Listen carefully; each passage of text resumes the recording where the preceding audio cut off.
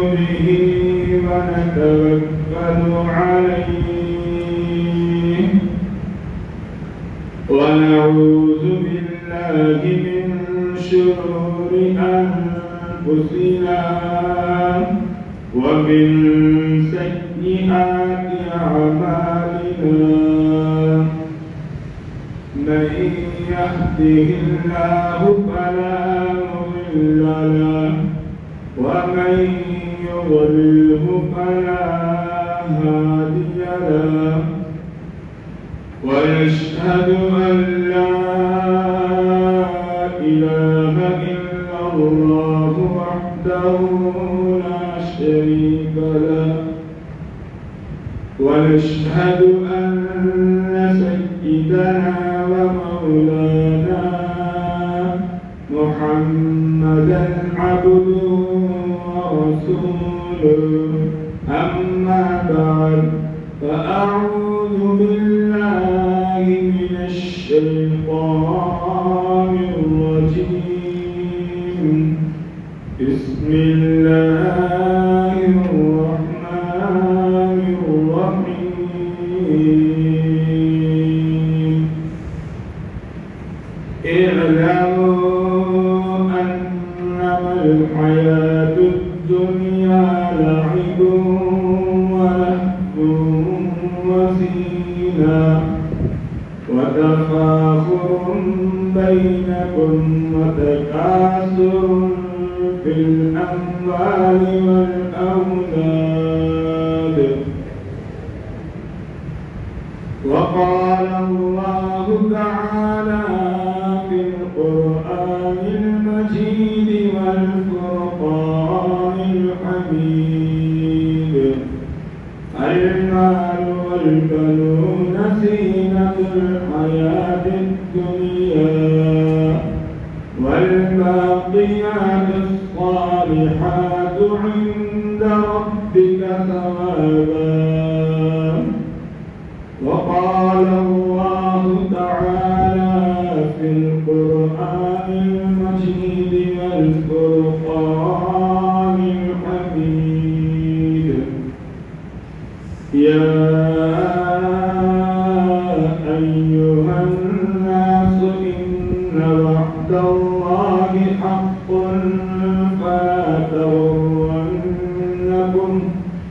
فلا تغرنكم الحياة الدنيا ولا يغرنكم بالله الغرور وقال النبي صلى الله عليه وسلم اللهم لا عيش إلا عيش الآخرة وقال النبي صلى الله عليه وسلم يتبع الميت ثلاثة أهله وماله وعمله ويرجع اثنان ويبقى واحد يرجع أهله وماله ويبقى عمله صدق الله العلي العظيم وصدق رسوله النبي الكريم ونحن على ذلك من الشاهدين والشاكرين والحمد لله رب العالمين اللهم صل على محمد وعلى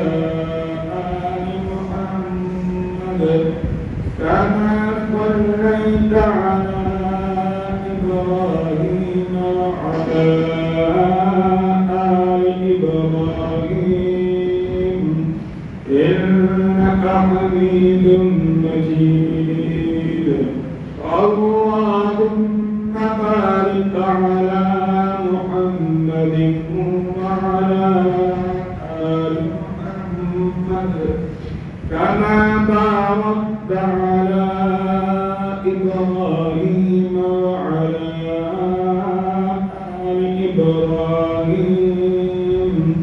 إنك حميد مجيد رب اشرح لي صدري ويسر لي أمري واحلل عقدة من لساني يفقهوا قولي رب زدني علما نافعا ورزقا وعملا متقبلا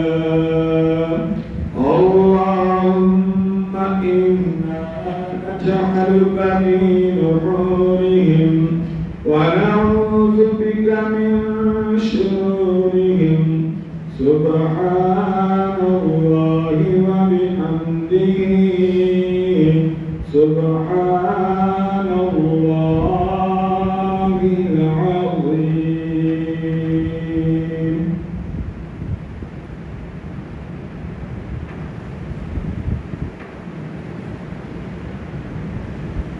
سب سے پہلے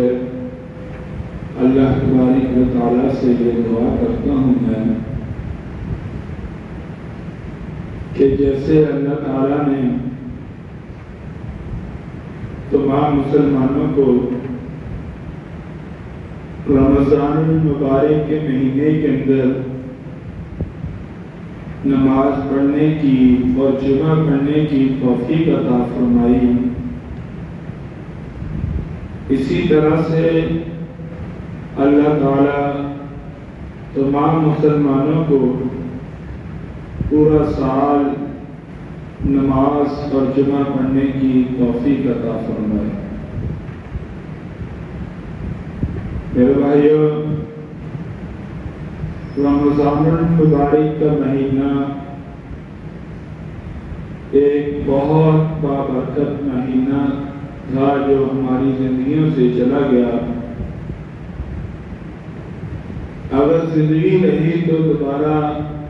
آئے گا، ورنہ شاید دوبارہ وہ ہمارے نصیبوں میں نہ ہو۔ کئی ایسے دوست ہیں کہ جو اس کے کچھ ہی لمحوں کے بعد دنیا سے چلے گئے اور پتہ ہم سب کا بھی نہیں ہے۔ اس لیے ہر مسلمان کو چاہیے کہ وہ اس دنیا میں رہتے ہوئے ہر لمحہ ہر پل اس تیاری میں رہے کہ جب بھی اللہ کی طرف سے بلاوا آئے گا تو میری تیاری کے اندر کوئی کمی کوتاہی نہ ہو اور نہ رہے، کیونکہ انسان رات کو سوتا ہے، پتہ نہیں صبح کو اٹھے یا نہ اٹھے، سواری پہ سوار ہوتا ہے، کوئی بھی پتہ نہیں کہ انسان اپنی منزل پہ پہنچ سکے یا نہ پہنچ سکے۔ انسان ایک ایسا انسان ہے جو نہ اپنی مرضی سے دنیا میں آیا ہے اور نہ اپنی مرضی سے دنیا سے جائے گا۔ دنیا میں آنا بھی اللہ کی مرضی سے تھا اور دنیا سے جانا بھی انسان کا اللہ کی مرضی سے ہوگا۔ دن رات کی محنت مشقت انسان دنیا کمانے میں لگاتا ہے، نماز سے دور، اللہ کے گھروں سے دور، اللہ سے دور، انسان کے دل کے اندر دنیا اتنی بس چکی ہوتی ہے کہ دنیا کمانے کے لیے انسان تھکاوٹ محسوس نہیں کرتا، لیکن جب انسان نماز کے لیے آتا ہے یا اللہ کی تابعداری کرتا ہے تو اس وقت انسان کو تھکاوٹ محسوس ہوتی ہے۔ یہ ایک بہت بڑا دھوکہ ہے جو اللہ تعالیٰ انسان کو بتاتے بھی ہیں اور سمجھاتے بھی ہیں کہ انسان اس دھوکے سے نکل جا اور دنیا میں رہتے ہوئے تو اس طرح کی زندگی گزار کہ جب بھی تیری موت آئے اس وقت بھی تیری زندگی کا آخری پل ہو، اللہ کی طرف سے تجھے کلمہ پڑھنے کی توفیق مل جائے اور کلمہ تیرے نصیبوں میں ہو جائے۔ حضور صلی اللہ علیہ وسلم ایک حدیث میں فرماتے ہیں یتبع المیت ثلاثۃ، کہ انسان کے ساتھ تین چیزیں جب انسان مرتا ہے انسان کے ساتھ جاتی ہیں۔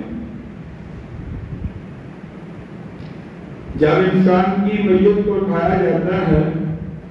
اور اس کو چارپائی میں رکھا جاتا ہے کفن وغیرہ پہنا کر، فرمایا کہ تین چیزیں اس انسان کے ساتھ اس وقت جاتی ہیں۔ فَيَرْجِعُ اثْنَانِ، دو چیزیں واپس لوٹ آتی ہیں، وَيَبْقَى وَاحِدٌ، اور ایک چیز وہاں باقی رہتی ہے۔ جانے والی تین چیزیں انسان کا مال ہوتا ہے، انسان کے رشتہ دار دوست احباب ہوتے ہیں، اور تیسری چیز انسان کے اعمال ہوتے ہیں۔ مال میں مثلاً کے چارپائی، چادر وغیرہ اور جو بھی چیزیں اس کے ساتھ ہوتی ہیں، اور دوست احباب بڑے ہی جذبے کے ساتھ جنازہ بھی پڑھتے ہیں، قبرستان میں بھی جاتے ہیں، پھر جب اس کو دفنا دیتے ہیں پھر اس کے بعد دو چیزیں یعنی چارپائی جو اس کے اوپر چادریں ڈالی ہوتی ہیں اور جو اس کی اولاد ہوتی ہے، جو اس کا ماں باپ ہوتا ہے، وہ اس کو چھوڑ کر واپس آ جاتے ہیں، اور ایک چیز اس کی قبر میں اس کے ساتھ رہتی ہے، وَيَبْقَى عَمَلُهُ، کہ جو اس نے عمل کیا ہوتا ہے اچھا یا برا، وہ عمل اس کی قبر میں اس کے پاس رہتا ہے۔ اگر اچھے عمل ہوں گے قبر کے اندر وہ اچھی صورتوں کے ساتھ انسان کے سامنے آئیں گے، اور اگر برے عمل ہوں گے تو انسان کے پاس بری صورتوں کے ساتھ اس کے پاس آئیں گے۔ میرے بھائیو، جب قرآن پاک کو پڑھا جائے، قرآن پاک کے اندر غور کیا جائے، تو یہ قرآن ہمیں بتاتا ہے، سمجھاتا ہے کہ وَمَا هَٰذِهِ الْحَيَاةُ الدُّنْيَا إِلَّا لَهْوٌ وَلَعِبٌ، کہ یہ دنیا کی جو زندگی ہے یہ کھیل اور تماشا ہے۔ جیسے انسان کے ہاں کھیل اور تماشے کی کوئی حقیقت نہیں، اسی طرح سے اللہ کے ہاں اس دنیا کی کوئی حقیقت نہیں ہے۔ وَإِنَّ الدَّارَ الْآخِرَةَ لَهِيَ الْحَيَوَانُ، فرمایا کہ آخرت کا گھر جو ہے وہ بہتر ہے اور وہ گھر تمہیں فائدہ دے گا، دنیا تمہیں زیادہ سے زیادہ فائدہ نہیں دے سکتی۔ مثلاً کہ انسان کے پاس جتنا بھی مال ہو، انسان کو دنیا میں سکون نہیں ملتا، اور آخرت میں انسان کے پاس اعمال ہو تو وہاں سکون 100% ملے گا۔ انسان کو دنیا میں جتنی بھی صحت ہو، 100% انسان کو اس دنیا میں زندگی نہیں ملتی، ایک دن انسان نے مرنا ہے۔ کل شیء ہالک الا وجہہ، ہر چیز ہلاک ہو جائے گی، کوئی چیز باقی نہیں رہے گی، لیکن آخرت میں وہاں جا کر انسان کو موت نہیں آئے گی۔ ثم لا يموت فيها ولا يحيا، کہ انسان جب آخرت میں جائے گا تو انسان کو زندگی ملے گی، انسان کو موت نہیں آئے گی، اور وہاں جب انسان جہنم میں جائے گا موت مانگے گا بھی نہیں ملے گی، اور زندگی بھی اچھی نہیں ملے گی، لیکن جنتی آدمی کو ایک بہترین زندگی ملے گی۔ ایک جگہ فرمایا وَالْآخِرَةُ عِندَ رَبِّكَ لِلْمُتَّقِينَ، فرمایا کہ اے مسلمانوں یہ بات یاد رکھنا کہ اللہ تعالیٰ نے تمہارے لیے جو زندگی بنائی ہے وہ آخرت کی زندگی بنائی ہے، دنیا کی جو زندگی بنائی ہے وہ اس لیے بنائی ہے کہ اس زندگی میں رہ کر تم اللہ سے آخرت حاصل کرو۔ ایک اللہ والے نے ہمیں سمجھایا بڑے آسان انداز کے ساتھ، فرمایا کہ کہ انسان نے دنیا کی زندگی میں رہ کر آخرت اللہ سے لینی ہے، چاہے وہ آخرت جنت لے لے، چاہے وہ آخرت انسان جہنم لے لے، یہ فیصلہ انسان نے اس زندگی میں اپنے لیے اللہ سے کروانا ہے۔ فرمایا کہ جیسے دیکھو ایک کشتی ہے، اس کشتی نے پانی میں چلنا ہے، پانی کے اوپر کشتی چلے گی، کشتی کے اگر ارد گرد پانی ہوگا تو کشتی بڑی اچھی چلے گی، اگر وہی پانی کشتی میں چل گیا، اندر داخل ہو گیا تو وہ کشتی تباہ و برباد ہو جائے گی، غرق ہو جائے گی۔ اگر اسی کشتی کو تم اگر خشکی پہ لا کر چلانا چاہو تو نہیں چل سکے گی، بلکہ اس نے چلنا پانی میں ہے، لیکن پانی کو کشتی کے ارد گرد رکھنا ہے، پانی کو اندر داخل نہیں ہونے دینا۔ اسی طرح سے فرمایا کہ مسلمان نے رہنا اس دنیا میں ہے، اس زندگی میں ہے، اگر یہ دنیا انسان کے ارد گرد رہے گی، یعنی اس دنیا سے انسان فائدہ اٹھائے گا، اس دنیا میں انسان اللہ اگر رزق حلال دے، اچھا کھائے گا، اچھا پیے گا، اچھا پہنے گا، اچھی سواری ہوگی، اچھی طریقے سے اللہ نے مکان دیا ہوگا، اور رہن سہن اچھا ہوگا، سوچ اچھی ہوگی، اور مال ایسا ہوگا جو لوگوں کے کام آنے والا ہوگا، تو فرمایا کہ یہ انسان ایک زندگی ایسی گزارے گا کہ وہ اللہ تبارک و تعالیٰ سے جا کر جنت لے لے گا۔ لیکن اگر یہ دنیا انسان کے دل میں داخل ہو گئی تو انسان کے پاس لاکھوں روپے کے ہوتے ہوئے بھی انسان اس مال کے اوپر سانپ بن کر بیٹھ جائے گا کہ زکات دینے کی توفیق نہیں ہوگی، اور اسی طرح سے غریبوں کی مدد کرنے کی توفیق نہیں ہوگی، اور اسی طرح سے اللہ کے راستے میں خرچ کرنے کی توفیق نہیں ہوگی، اپنی اولاد کے اوپر خرچ کرنے کی توفیق نہیں ہوگی، اپنے اوپر خرچ کرنے کی توفیق نہیں ہوگی، اچھا کپڑا پہننے کی توفیق نہیں ہوگی، اچھا رہن سہن کی توفیق نہیں ہوگی، اور اسی طرح سے انسان اگر بیمار ہوگا تو اچھا علاج کرانے کی توفیق نہیں ہوگی، کیونکہ دل کے اندر دنیا اتنی رچ چکی ہوگی کہ وہ انسان اگر اس دنیا کو خرچ کرے گا تو اس کا ہاتھ کانپے گا، وہ کہے گا اتنے پیسوں کی کمی آ جائے گی، اتنا نقصان ہو جائے گا۔ اس کی وجہ کیا ہوگی کہ اس کے دل میں دنیا آ چکی ہوگی اور اللہ نکل چکا ہوگا۔ اگر انسان کے دل میں دنیا نہیں ہوگی، اس کے لیے دنیا کو خرچ کرنا کوئی مشکل نہیں ہوگا۔ اگر دنیا کی محبت دل میں ہوگی تو اس کے لیے صرف مال کی ہی پوزیشن ہوگی، صرف اس کے لیے مال ہی ہوگا، اور اگر مال کی وجہ سے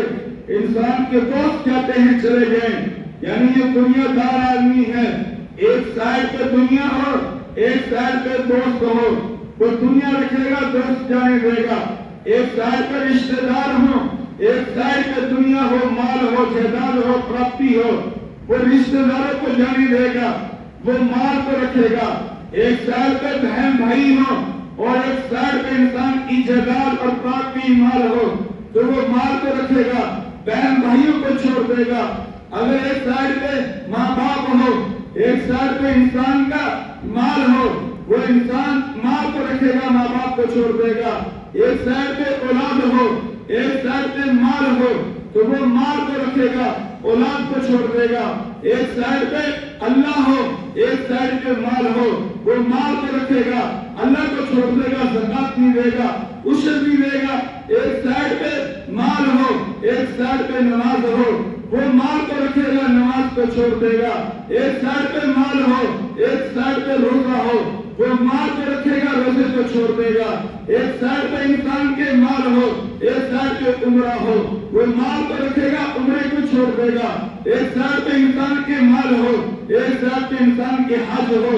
وہ مال کو رکھے گا، حج کو چھوڑ دے گا۔ جب انسان کے دل میں دنیا آ گئی، جب انسان کے دل میں مال کی محبت آ گئی تو میرے دوستو سوائے تباہ و بربادی کے انسان کو کچھ بھی نہیں ملے گا۔ لیکن اگر دنیا کے ارد گرد ہوئی، دل میں نہ ہوئی، دل میں اللہ ہوگا، تو وہ اللہ کو رکھے گا، دل میں اللہ کے رسول کی محبت ہوگی، وہ اللہ کے رسول کو رکھے گا، وہ نماز کو رکھے گا، روزے کو رکھے گا، حج کو رکھے گا، برادری کو رکھے گا، رشتہ داروں کو رکھے گا، خاندان کو رکھے گا، قبیلے کو رکھے گا، دوستوں کو رکھے گا۔ اگر ان چیزوں کو رکھنے کی وجہ سے اگر چند نقصان بھی اس کو اٹھانے پڑے تو اس کی کوئی پرواہ نہیں کرے۔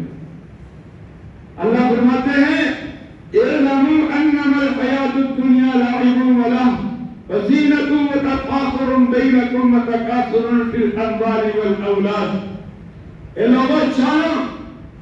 دنیا کیا ہے، دنیا کی زندگی کیا ہے؟ فرمایا کھیل ہے، تماشا ہے، وتفاخر بینکم، آپس میں فخر ہے، میرے پاس اتنا کچھ ہو گیا،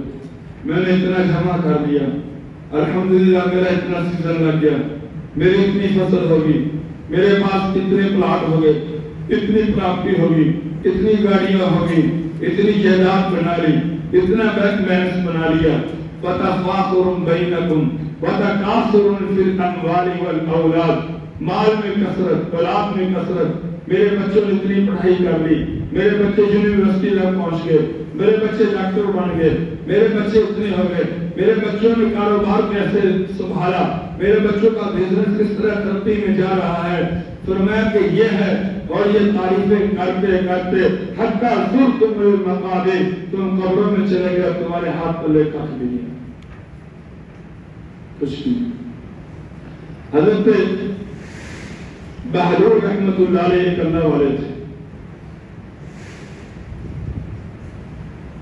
یہ ایک دفعہ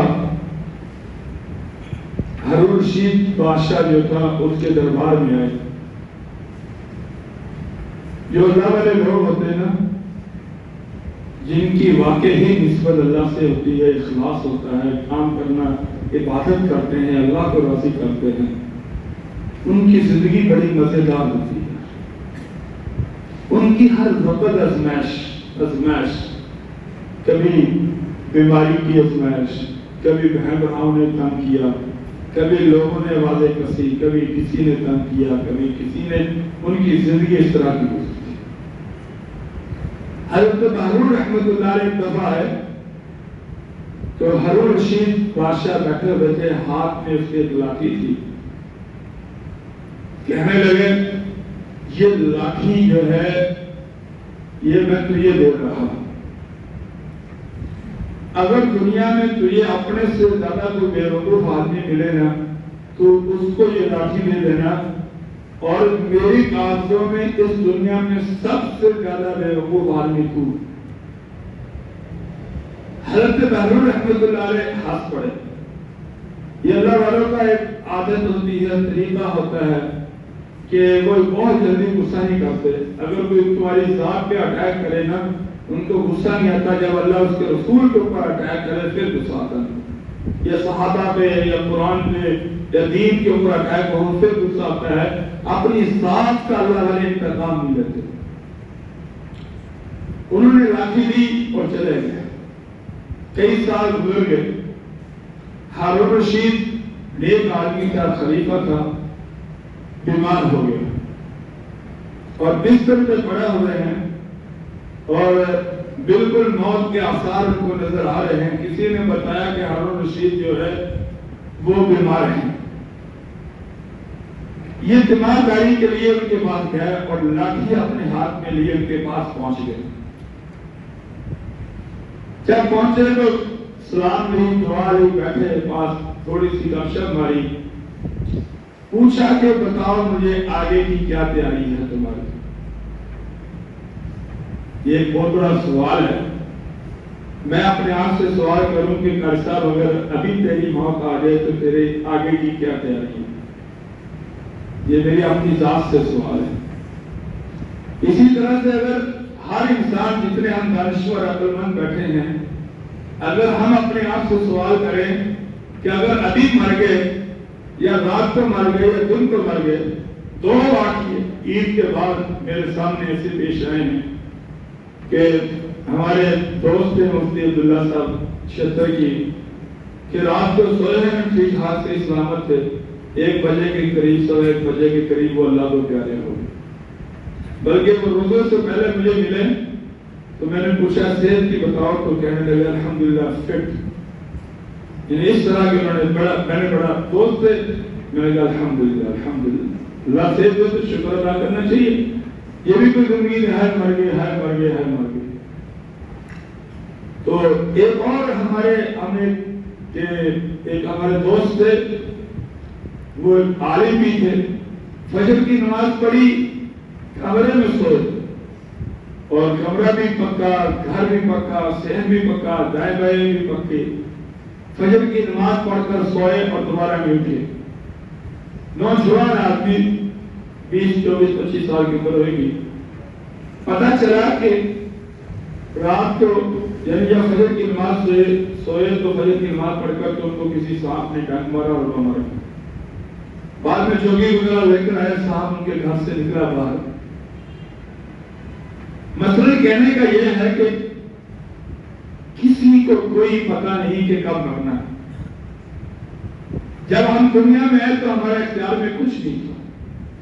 دنیا سے جائیں گے ہمارے اختیار میں کچھ نہیں ہوگا، مرنا ہے۔ لیکن سوال یہ کرنا ہے کہ اگر میں مرنے کے قریب پہنچا کہ کیا مجھے کلمہ نصیب ہوگا؟ سوال یہ کرنا ہے کہ جب میں مرنے کے قریب ہوں گا کیا کوئی مجھ سے قرضہ لینے والا تو کھڑا نہیں ہوگا؟ اگر میں نے ٹکے ٹکے بندے کے پیسے دینے ہوئے تو میرا مرنا کیسے مرنا اچھا ہوگا؟ سوال اپنے آپ سے یہ کرنا ہے کہ اگر میں مر گیا تو کیا لوگوں کا میرے اوپر کوئی حق تو نہیں ہے؟ سوال یہ کرنا ہے کہ اگر میں مر گیا کیا میرے 5 وقت کے سجدے پورے ہیں نماز کے؟ اپنے آپ سے سوال یہ کرنا ہے کہ اگر میں مر گیا کیا میرا ماں باپ مجھ سے راضی ہے؟ اپنے آپ سے سوال یہ کرنا ہے کہ اگر میں مر گیا کیا بازار والے میری تعریف کریں گے؟ اپنے آپ سے سوال یہ کرنا ہے کہ اگر میں مر گیا میرے جنازے میں کتنے لوگ شریک ہوں گے، میرے لیے دعا یہ سارے سوال کتنے لوگ کریں گے؟ اگر یہ چیزیں اپنے آپ سے پوچھ لیں جواب بھی خود من دے گا، اچھے عمل ہوں گے تو اچھا جواب ملے گا۔ اگر چلاکیاں اور شاعریاں کی ہوں گی، لوگوں کو ٹھگیاں ماری ہوں گی، لوگوں سے فرار کیے ہوں گے، تو جواب بھی اپنا من خود دے دے گا کہ تجھ سے بڑا فراڈی آدمی کوئی نہیں ہے۔ اب اس سوال کا جواب اگر دنیا میں سوچ رہیں گے دوستوں تو سدھر جائیں گے موت سے پہلے۔ اگر نہ سوچا کئی قبرستان تمہیں ایسے ملیں گے، جاؤ قبرستان میں جو قریب اپنے گاؤں کے قبرستان ہیں، اللہ کی قسم اس قبرستان کی کسی نکڑ کے پر کھڑے ہو کر قبروں والوں کی طرف دیکھو، تمہیں ایسے لوگ بھی ملیں گے کہ جو کہتے ہوں گے بڑھاپے میں جا کر توبہ کر دیں گے، لیکن وہ بڑھاپے میں نہیں پہنچے۔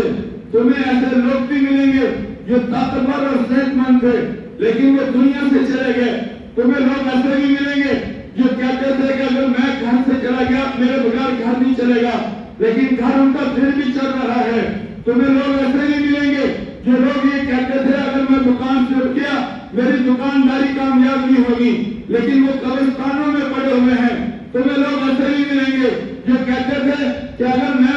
آگے پیچھے ہو گیا میرا کاروبار خراب ہو جائے گا، لیکن کاروبار پھر بھی چل رہا ہے، لیکن وہ لوگ قبرستانوں میں پڑے ہوئے ہیں۔ تمہیں ان قبرستانوں میں ایسے ہوشیار لوگ بھی ملیں گے جو کہتے تھے کہ میں دنیا دیکھ کر پہچان لیتا تھا لیکن اپنی پہچان حاصل نہ کر سکا۔ تمہیں اس قبرستان کے اندر تیز ترین لوگ بھی ملیں گے، ہوشیار بھی ملیں گے، لیکن باوجود صحت مند ہونے کے، باوجود مالدار ہونے کے، باوجود عقل مند ہونے کے، باوجود انسان کی طاقتور ہونے کے، پھر بھی ان کو من و من مٹی میں جانا پڑا۔ اب حضرت ہارون رحمت اللہ علیہ ہارون رشید کے پاس آئے، کہنے لگے سناؤ کیسی گزر رہی ہے؟ ہارون رشید کہنے لگا حالات بڑے ماڑے، روٹی کھانی ہوتی، جسم جواب دے گیا، گردے کام نہیں کرتے، سانس آتا نہیں ہے، جو دوست دائیں بائیں بیٹھتے تھے وہ اب آتے نہیں ہیں۔ اب لوگ چرچا کر رہے ہیں کہ ان کے بعد کون بنے گا آگے پیچھے، اور اولاد ہے ان کے بعد ٹائم نہیں ہے بیٹھنے کا، یہاں اکیلے ہی رہتا ہوں اور اس کے علاوہ کچھ بھی نہیں ہے۔ بادشاہ وہ کہہ رہا ہے اس کے علاوہ کچھ بھی نہیں۔ انہوں نے کہا جناب آپ کی تیاری کیا ہے؟ آگے کی تیاری کیا ہے؟ 100% یقین ہے کہ اللہ بخشش دے دے گا۔ ہارون رشید کی آنکھوں میں آنسو آ گئے، کہا کہ نہیں۔ لاٹھی پکڑی اور ان کے ہاتھ میں پکڑا لی اور کہا کہ میرے کاغذوں میں دنیا میں اگر کوئی سب سے بے وقوف آدمی ہے تو وہ ہارون رشید ہے۔ کہا بھائی وہ کیوں؟ کہا میں تیرے بارے میں جانتا ہوں کہ تو نے اگر کسی جگہ کا سفر کرنا ہوتا تھا تو 6 مہینے پہلے اس سفر کی تیاری کرتا، اپنی فوج بھیجتا، وہاں تیرے لیے خیمے لگائے جاتے، پانی کا انتظام کیا جاتا، سواری کا انتظام کیا جاتا، رہن سہن کا انتظام کیا جاتا۔ تو نے وہاں جانا کتنے وقت کے لیے ہوتا تھا؟ چند لمحوں کے لیے، یا 1 رات گزارتا یا چند گھنٹے گزارتا۔ ان کے لیے 6 مہینے پہلے کی تیاری تھی، اور جہاں جا کر تو نے پوری زندگی رہنا ہے اور واپس لوٹ کر نہیں آنا، اس کے لیے تو نے کچھ بھی تیاری نہیں کی۔ تو اس لیے میرے کاغذوں میں سب سے بڑا بے وقوف اس دنیا میں تو۔ حضرت عبدالرحمن حضرت عبیدہ بن جراح رضی اللہ تعالیٰ عنہ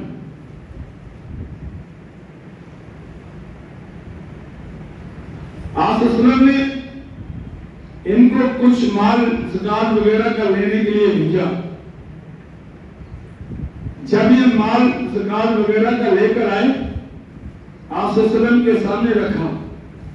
اس وقت مدینہ میں قحط سالی بہت تھی، غربت بہت تھی۔ آپ وسلم نے نماز پڑھائی، نماز پڑھنے کے بعد جانے لگے تو کچھ لوگ آگے سے آئے، سلام اور مصافحہ کرنے لگے، کیونکہ ان کو پتا تھا کہ حضرت صلی اللہ علیہ وسلم نے دینا، جو ہم سامنے آ جائیں گے ہمارا چہرہ بھی نظر آ جائے گا۔ آپ دیکھ کر مسکرا پڑے، آپ نے کہا مجھے پتا ہے تم میرے سامنے کیوں آئے ہو، لیکن فرمایا کہ ایک بات یاد رکھنا، تنگیاں ہیں، ایک دن آئے گا کہ اللہ تمہیں بہت مال دے دے گا، تمہارے گھروں کے اندر قالین بچھے ہوئے ہوں گے، تمہاری دیواروں کے اوپر پردے قیمتی لگے ہوئے ہوں گے، اور اسی طرح سے تمہارے گھر جو ہوں گے دنیا کے خوبصورت ترین گھر ہوں گے، تمہارا رہن سہن بادشاہوں والا ہوگا، اور اس وقت تمہارے پاس دنیا کی ہر چیز ہوگی، اور تم دنیا کے اندر اتنا آگے جا چکے ہوں گے کہ تمہارے پاس اللہ کے لیے ٹائم نہیں ہوگا، تمہارے پاس اللہ کے لیے ٹائم نہیں ہوگا۔ اور فرمایا کہ یاد رکھنا، جب دنیا کی محبت اتنی دل میں پھنس چکی ہو کہ تمہارے پاس اللہ کے لیے ٹائم نہ ہو، تو جیسے تم سے پہلے قارون، فرعون، نمرود جیسے لوگ ہلاک ہو گئے، اور ایسے ہی تم بھی ہلاک ہو جاؤ۔ یہ آپ صلی اللہ علیہ وسلم کی نصیحت تھی، اور آپ صلی اللہ علیہ وسلم نے فرمایا اللہم لا عیش الا عیش الاخرہ، فرمایا کہ زندگی جو ہے وہ آخرت کی زندگی ہے، دنیا کی جو زندگی ہے وہ بھی ہے، لیکن یہ زندگی تمہیں نفع صورت دے گی جب اس دنیا سے تم آخرت کی کمائی کرو گے۔ کیا نماز نہ پڑھ کر کمائی ہوتی ہے؟ کیا انسان سود کے اندر کاروبار کرے یہ کمائی ہے؟ کیا انسان لوگوں کو دھوکہ دے، لوگوں کے ساتھ دغا کرے، لوگوں کا مال ہڑپ کر دے، کیا یہ کمائی ہے؟ انسان غلط بیانی کرے، کیا یہ کمائی ہے؟ انسان جھوٹ بولے، کیا یہ کمائی ہے؟ میرے بھائیو، یہ کمائی نہیں، یہ تباہی ہے، یہ بربادی ہے۔ افا حسبتم انما خلقناکم عبث، کیا تم سمجھتے ہو کہ ہم نے تمہیں فضول پیدا کر دیا؟ ہم کو کرامن کاتبین، ہم نے تو تمہارے ارد گرد کاتب کا مقرر کر دیے ہیں، یعلمون ما تفعلون، جو تم کرتے ہو وہ جانتے ہیں، وہ لکھ رہے ہیں، اور قیامت کے دن سچ کا بھی ثواب ملے گا اور جھوٹ کا بھی حساب دینا پڑے گا۔ قیامت کے دن جو ہے انسان جیسا دنیا میں زندگی گزارے گا ویسے ہی قیامت کے دن اٹھے گا۔ وہ ایک دوست کہہ رہا تھا، ایک آدمی 40 دن پانی کے اندر رہا، جب 40 دن کے بعد ہوش آیا تو پہلا سوال یہ تھا الیکشن کا کیا بنا، کیونکہ زندگی میں جوانی میں الیکشن کیے تو موت کے وقت بھی زبان سے الیکشن تھا۔ جب انسان اپنی جوانی میں اپنی صحت میں جب مال کرے گا اور موت کے وقت بھی مال ہوگا تو اس وقت دوستوں مال نہیں ہوگا تو مال ضائع ہو چکا ہوگا۔ اس وقت لڑائیاں ہو رہی ہوں گی، مرنے والے کو تو لوگ بھول چکے ہوتے ہیں، کچھ دنوں کے بعد اولاد کہہ رہی ہوتی ہے کہ یہ میرا حصہ ہے، یہ میرا حصہ ہے، یہ میرا حصہ ہے،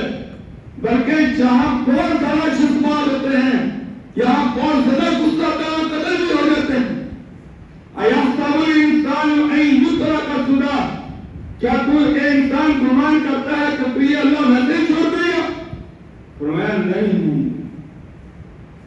ویسے نہیں چھوڑا جائے، بلکہ ایک اللہ والے نے بڑی پیاری مثال دے کر ہمیں سمجھایا۔ لکھنے والے لکھتے ہیں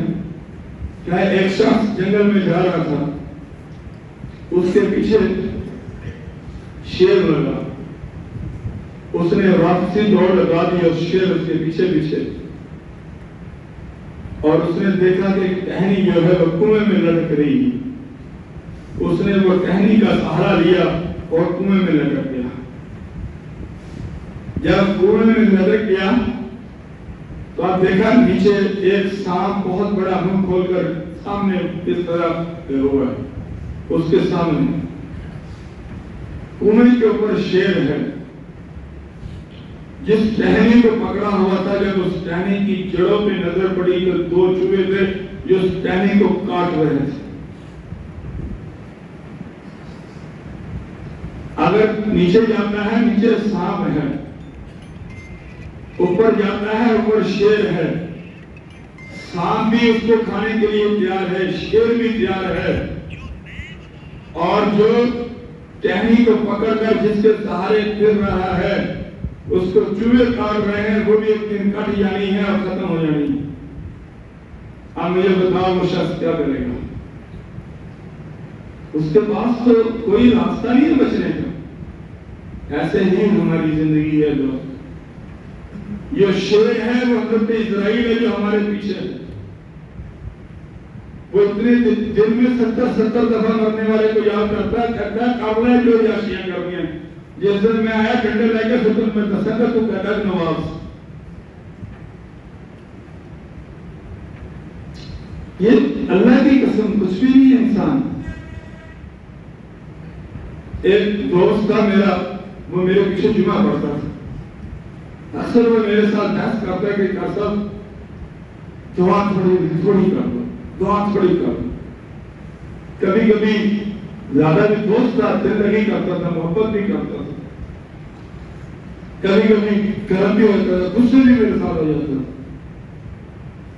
جب وہ دنیا سے رخصت ہوا، اچانک اللہ تعالیٰ نے اس کی موت آ گئی، اس کے ہی خاندان والے لوگ کہہ رہے ہیں کہ نبی دعا کر دو اس کی قبر پہ۔ یار ان چیزوں کی ہمیں مرنے کے بعد کیوں ضرورت پیش آتی ہے؟ کیوں لمبا ہم قرآن پڑھتے ہیں، ایک گھنٹے کی قرآن خوانی کرتے ہیں؟ ہماری مسجد میں آتے ہوئے ہمیں 5 منٹ یا 7 منٹ اگر مولوی اوپر لگا دے تو ہماری جان نکلتی ہے۔ شادی حال میں چلے گئے 12 بجے 1 بجے 4 بجے کھانا ملتا ہے۔ ہماری مصروفیت کا ہماری زندگی کا یہ حال ہے، اللہ کی قسم 2 بجے شادی حال کے اندر داخل انٹر اور 2 گھنٹے پکے ہیں وہاں کھانے کے لیے بیٹھنا پڑتا ہے، لیکن وہاں مچال کوئی آدمی کہتا ہے کہ یہاں ٹائم تھوڑا ہے، نماز کے 8 سے 10 منٹ لگ جائے 9 ہو جاتے ہیں ہمارے کہ یار آج سے پتہ نہیں کر سب کہنا صاحب کرتے رہے میں بڑی لمبی نماز پڑھا تھی۔ لیکن جب ہم وہاں جاتے ہیں، جب ناچ گانے کی ساری رات محفل لگی ہوتی ہے اور ہم بڑے سکون سے بیٹھے رہتے ہیں، حی علی الصلاۃ کی آواز جب کانوں میں پڑتی ہے کتنی کی جسم حرکت کرتا ہے،